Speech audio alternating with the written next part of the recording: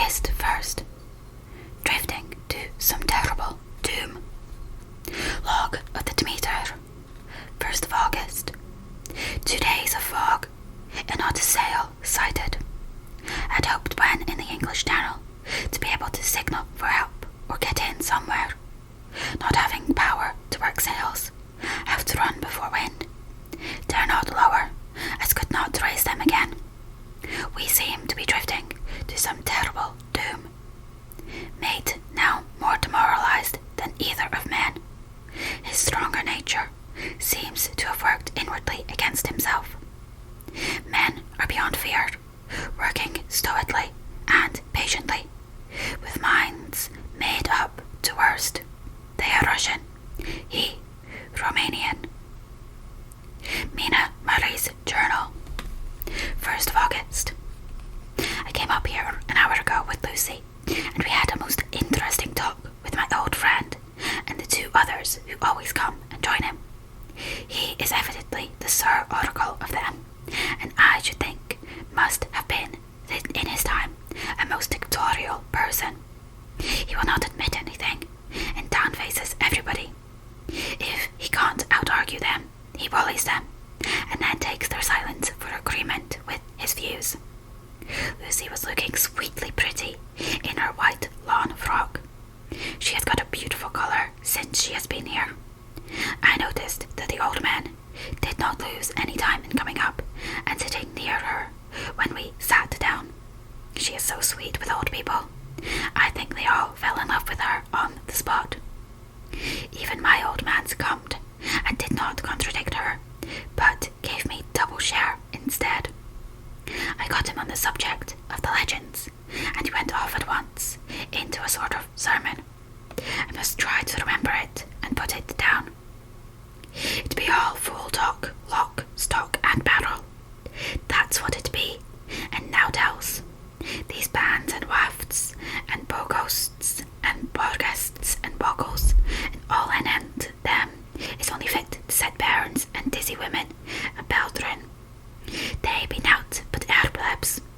They, in all crimes and signs and warnings, be all invested by parsons and illsome Buick bodies, and railway doubters to scare and scunner halflings, and to get folks to do something that they don't other incline to.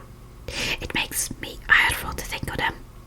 Why, it's them that, not content with printing lies on paper and preaching them out of pulpits, does want to be cutting them on the tombstones. Look here, all around you, in whate'er ye will, all them steens holding up their heads as well as they can out of their pride is a cant, simply tumbling down with the weight of the lies wrote on them. Here lies the body, or sacred to the memory, wrote on all of them, and yet in nigh half of them there bean't nobodies at all. The memories of them bean't cared a pinch of snuff about, much less sacred. Lies all of them, nothing but lies of one kind or another. My gog, but it'll be a quiet scoutrement of the day of judgment, when they come tumbling up in their death starks, all trooped together and trying to drag their tombstones with them to prove how good they was. Some of them trembling and dithering, with their hands that doesn't and slippy from lying in the sea that they can't even keep their grip on them. I could see from the old fellow's self-satisfied air and the way in which he looked round for the approval of his cronies that he was showing off, so I put in a word to keep him going. Oh, Mistress Wales, you can't be serious. Surely these tombstones aren't all wrong.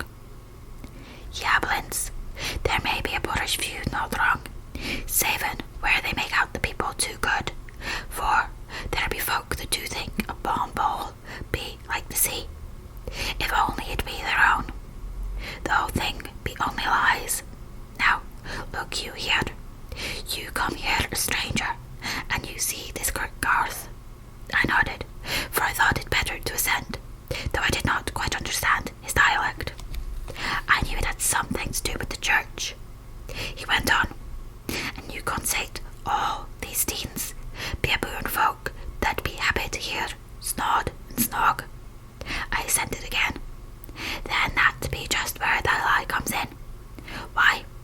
scores of days, lay beds, there'd be 2 of his old duns, back a box on Friday night. He nudged one of his companions, and they all laughed. And my gog, how could they be otherwise? Look at that one, the aftest abaft the pier bank. Read it. I went over and read. Edward Spensley, masked mariner, murdered by pirates off the coast of Andres. April 1854, aged 30. When I came back, Mr. Swales went on. Who brought him home, I wonder, to have him here? Murdered off the coast of Andres, and you constated his body lay under. Why, I could name ye a dozen whose bones lie in the Greenland seas above. He pointed northwards, or where the currents may have drifted them. There be the stains round ye. Ye can, with your young eyes, read the small print of the lies from here. This Braithwaite Lowry, and you his father, lost in the lively of Greenland in 20, or Andrew Woodhouse, drowned in the same seas in 1777, or John Paxton, drowned off Cape Farewell a year later, or old John Rawlings, whose grandfather sailed with me, drowned in the Gulf of Finland in 50. Do you think that all these men will have to make a rush to Whitby when the trumpet sounds? I have me anthems to aboot it. I tell ye that when they got here, they'd be jumbling and jostling one another, that way that it would be like a fight up on the ice in the old days, when we'd be at one another from daylight to dark, and trying to tie uppercuts by the light of the aurora borealis. This was evidently local pleasantry, for the old man cackled over it, and his cronies joined in with gusto. But, I said, surely you are not quite correct, for you start on the assumption that all the poor people, or their spirits, will have to take their tombstones with them on the day of judgment. Do you think that will be really necessary? Well, what else be they tombstones for? Answer me that, miss. To please their relatives, I suppose. To please their relatives, you suppose. This he said with intense scorn. How will it pleasure their relatives to know that lies is wrote over them, and that everybody in the place knows that they be lies? He pointed to a stone at our feet, which had been laid down on a slab, on which the seat was rested, and close to the edge of the cliff. Read the lies on that rough stain, he said. The letters were upside down to me, from where I sat, but Lucy was more opposite to them, so she leaned over and read. Sacred to the memory of George Cannon, who died in the hope of a glorious resurrection on July 29th, 1873, falling from the rocks at Kettleness. This tomb was erected by a sorrowing mother to her dearly beloved son. He was the only son of his mother, and she was a widow. Really, Mr. Swales, I don't see anything very funny in that. She spoke her comment very gravely and somewhat severely. You don't see aught funny, ha ha. But that's because you don't go on. The sorrowing mother was a hellcat that hated him because he was a crooked, a regular lamenter he was, and he hated her so that he committed suicide in order that she mightn't get an insurance she put on his life.